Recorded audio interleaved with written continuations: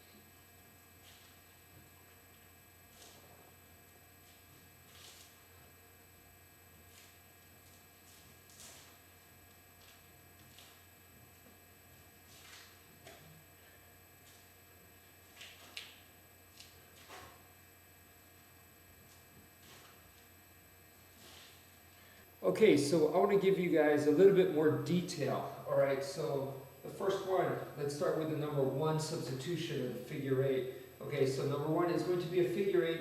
We're going to start off from this side because this is number 1, how number 1 went anyway. So we're going to be starting from this side, going in the same motion. We're adding this figure eight from this way, and it takes us back to where we started from, but we finish right here. So once again, number 1 comes over here, you see, and it finishes where we want to finish anyway. So you make that S curve, and then you finish right here. Okay, so it goes 1, 2, 3. Okay, and there's that slash at the end that takes you to where number 1 is supposed to be anyway. So once again, it goes 1, and then we go 2, 3, 4, 5, 6. Boom. 2, 3, 4, 5, 6. Boom. 2, 3, 4, 5. Okay, so for number 2, the idea is exactly the same, except number 1, and then it's going to be this hand that's going to be doing it. So from here, we're starting in this direction, and you're going to bring the stick back over here, and it'll finish where you want it to finish, okay? So it goes 1 and 2, 2 is the one we want, and then 3, just like normal, goes back, 4, 5, 6, number 1, and then this is where we come in. And you see it ends where we want it to, in 3. So this is just the way we're supposed to be. Now for number 3, substituting number 3, 1, 2, and then 3. 3 can be done this way. Okay, so it goes 1, 2, 3, 4, 5, and 6. You see this motion right here. So 1, 2, this motion right here, it's pretty much going from the top to the bottom. So this is where our vertical figure 8 comes in. So the vertical figure 8 from 1, 2, 3, this motion right here, we're going to come down and create that S. Draw that S, and then it finishes right here. Okay, so 1, 2, and right here, after you do the S, come up here, it's going to finish diagonally down, okay, because this is where you want to be anyway. So 1, 2, and then draw that S, and boom, this is the final slash that gets you where you want to go. Okay, 4, 5, 6, 1, 2, 3.